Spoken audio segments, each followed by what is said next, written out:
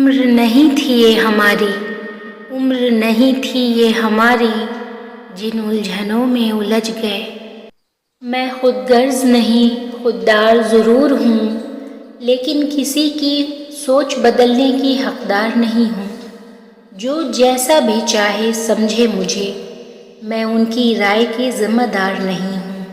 دوسروں کو متاثر کرنے کی خواہش ذہنی قید کی بدترین شکلوں میں سے ایک ہے۔ شہزادی تخت سے اتر بھی جائے تو بھی شہزادی ہی رہتی ہے۔ وقت کا تھپڑ تو ان کے لیے ہوتا ہے جو خود کو بہت کچھ سمجھتے ہیں۔ اگر عورت پہاڑ توڑ کر دوسری جگہ منتقل کر دے اور اسے فقط اتنا کہہ دیا جائے کہ تمہارے ہاتھ سلامت رہیں، تو اس کی تھکاوٹ ختم ہو جاتی ہے۔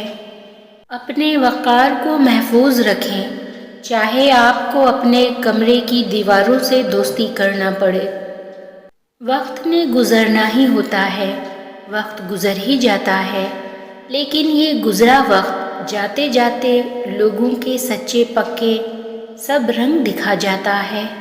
کچھ تعلقات ایسے ہوتے ہیں جنہیں انسان یوں جوش و خروش سے بناتا ہے اور نبھاتا ہے جیسے خوشیاں بو رہا ہو، مگر کچھ عرصے بعد اسے احساس ہو جاتا ہے کہ در حقیقت وہ اپنے آپ کو جلانے کے لیے لکڑیاں کاٹ رہا تھا۔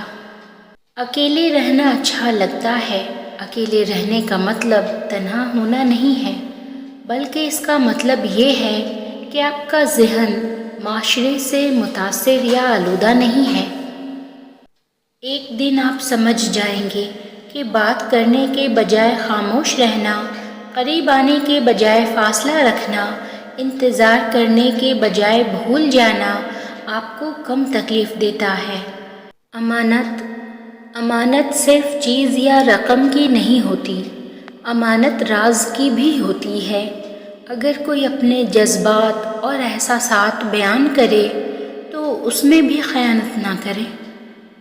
اگر اللہ نے تمہیں ایسے الفاظ دیے ہیں جن کو پڑھ کر کسی کو سکون ملتا ہے، تو تم پر لازم ہے کہ تم لکھنا کبھی ترک نہ کرو۔ اگر تم ایسے لہجے اور انداز بیاں سے نوازے گئے ہو جو زخمی دلوں پر مرہم کا کام کر سکے، تو تم پر لازم ہے کہ تم اس کا استعمال جاری رکھو۔ قدرت جو بھی تم سے کام اپنے مخلوق کی خاطر لے رہی ہے، وہ چپ چاپ کرتے رہو۔ تم اگر کسی کے لیے باعث آسانی بنو گے تو تمہارے لیے بھی آسانیاں پیدا کر دی جائیں گی، اور ایک دن تم اپنے حصے کے معجزے حاصل کر لو گے۔